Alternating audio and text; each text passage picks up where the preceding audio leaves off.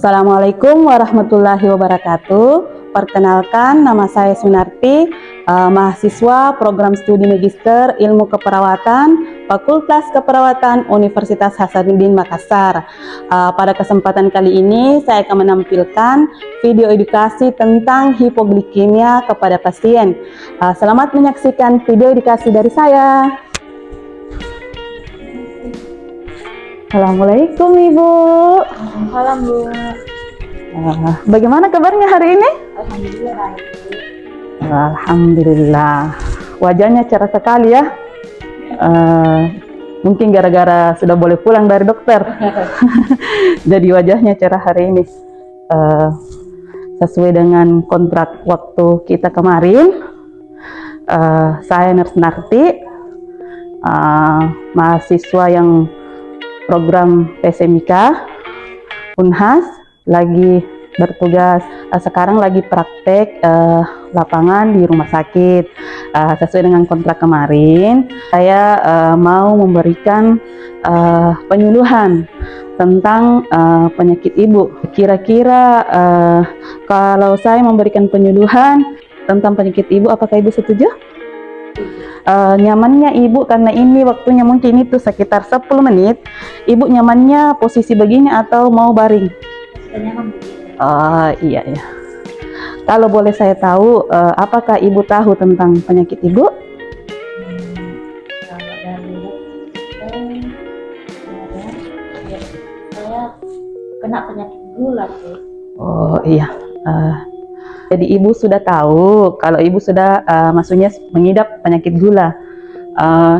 Kalau tentang hipoglikemi, apa ibu pernah dengar? Maaf, Sus, saya belum pernah dengar tentang ini.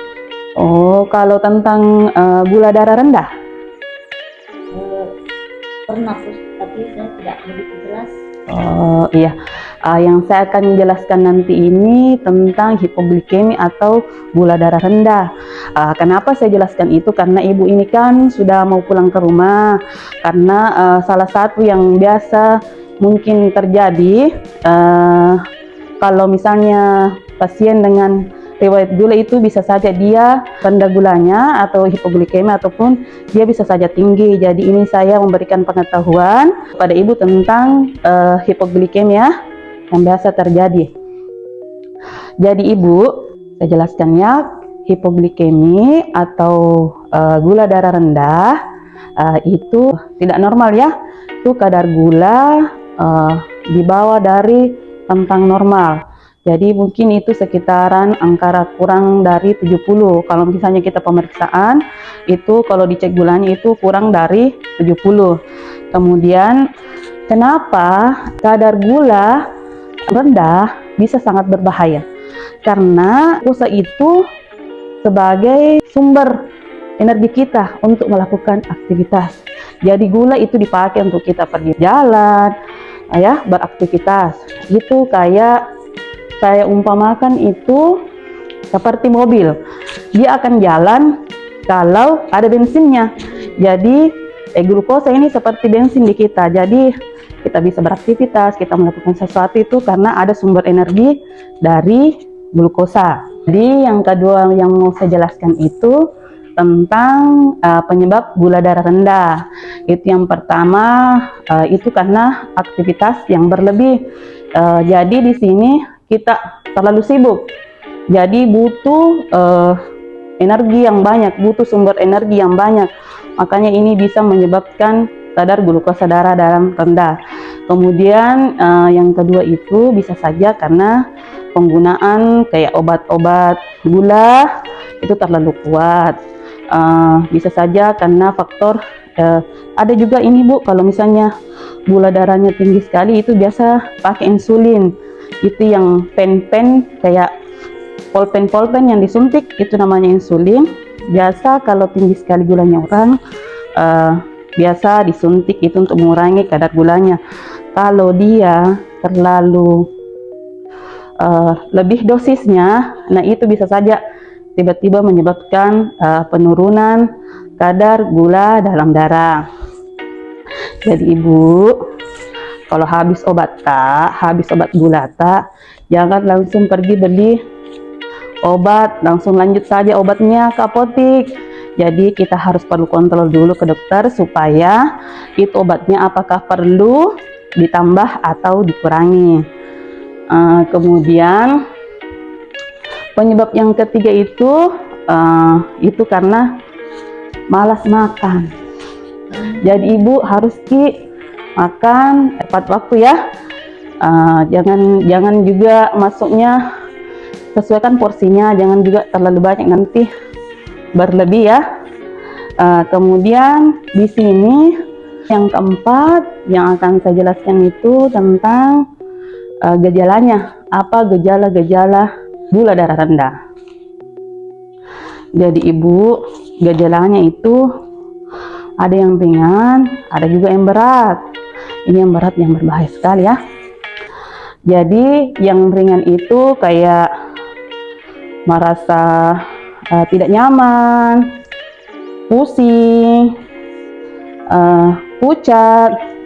Biasa itu jantung kalau terlambat makan, jantung berdebar-debar, keringat dingin, sulit berkonsentrasi, ya, mudah marah.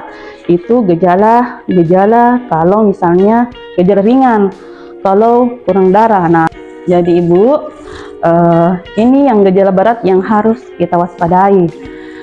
Gejala beratnya itu kayak seperti orang mengantuk. Kita tanya juga, kalau misalnya kita tanya-tanya orangnya kayak seperti orang bingung.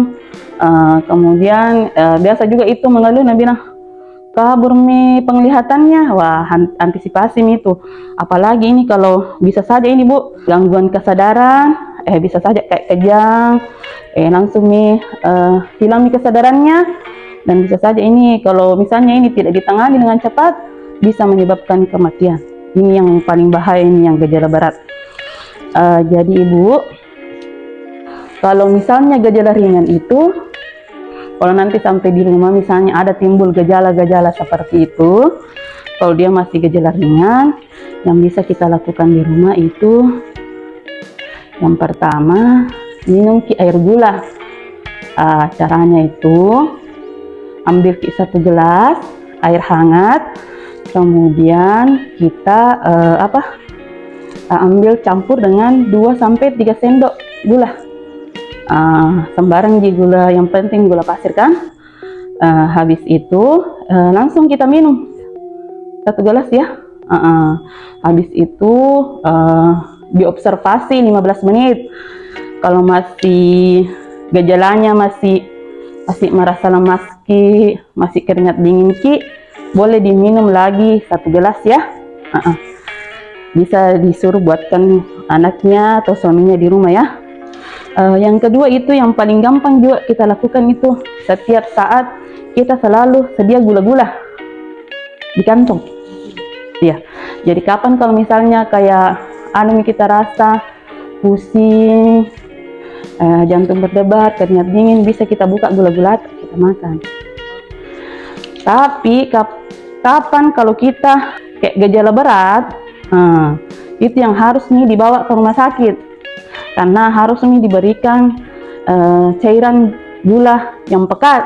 Tapi itu harus dibawa pengawasannya dokter iya, jangan sampai kita minta perawat atau siapa datang ke rumah pasangkan jangan ya. Langsung bawa saja ke rumah sakit kemudian untuk pencegahannya, saya jelaskan juga untuk pencegahan supaya tidak terjadi hipoglikemia ya. Itu yang pertama, kita harus rutin memeriksa diri, cek gula darah secara berkala ya. 2, lakukan aktivitas pola makannya sesuai dengan jadwal dan porsinya ya. Jangan terlalu banyak, jangan juga terlalu sedikit, karena kalau sedikit itu yang menyebabkan hipoglikemia. Kemudian sediakan cemilan di rumah. Saya kira itu tadi penjelasan saya tentang gula darah rendah. Apakah ada penjelasan saya yang belum dimengerti atau ada pertanyaan yang mau diberikan Ibu? Oh iya Sus, saya ada sedikit pertanyaan. Apa boleh saya minum susu Sus? Kebetulan saya suka sekali minum susu. Masalah susu ya? Bagus sekali pertanyaannya ya. Apakah boleh minum susu? Jadi untuk penderita diabetes itu memang kalau untuk minum susu ada memang susu khusus ya. Iya ada, namanya itu susu diabetasol. Itu nanti bisa kita konsumsi ya. Di mana didapat itu? Biasa ada dijual di supermarket juga ada, di apotek juga ada. Oh, iya. Masih ada pertanyaannya?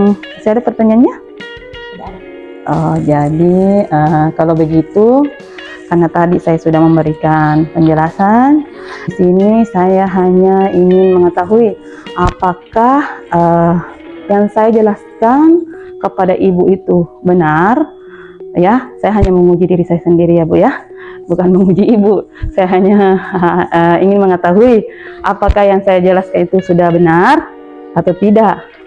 Jadi yang saya ingin tahu itu berdasarkan yang saya jelaskan tadi itu, apakah ibu tahu tentang gejala-gejalanya orang yang gula darah rendah? Gula darah rendah, itu yang bisa saya tangkap tadi dari penjelasan dokter. Yang pertama itu lemas, Ya. pusing, wajah nampak pucat. Oh iya ya, betul sekali Bu ya. Gejala-gejala yang kita sebutkan tadi itu masuk gejala ringan. Kemudian yang kedua yang saya mau tahu, misalnya kita sedang mengalami ini gejala-gejala ringan, tadi gula darah rendah. Jadi apa yang kita sampaikan kepada misalnya kepada anak tak Somita untuk dibuatkan begitu? Saya minta tolong sama keluarga saya Ya, untuk dibuatkan air gula, ya. yaitu 1 gelas air hangat Hmm. yang campur sekitar 2 sampai 3 sendok gula. Masya Allah, bagus jauh sekali ya jawabannya Ibu. Masya Allah. Jadi ini bisa kita praktekkan di rumah ya, kalau memang mengalami gejala hipoglikemia. Saya rasa sekian untuk penyuluhan saya. Terima kasih atas waktu yang Ibu berikan pada hari ini. Wabillahi taufiq wal hidayah. Wassalamualaikum warahmatullahi wabarakatuh. Waalaikumsalam warahmatullahi Mari ya. wabarakatuh.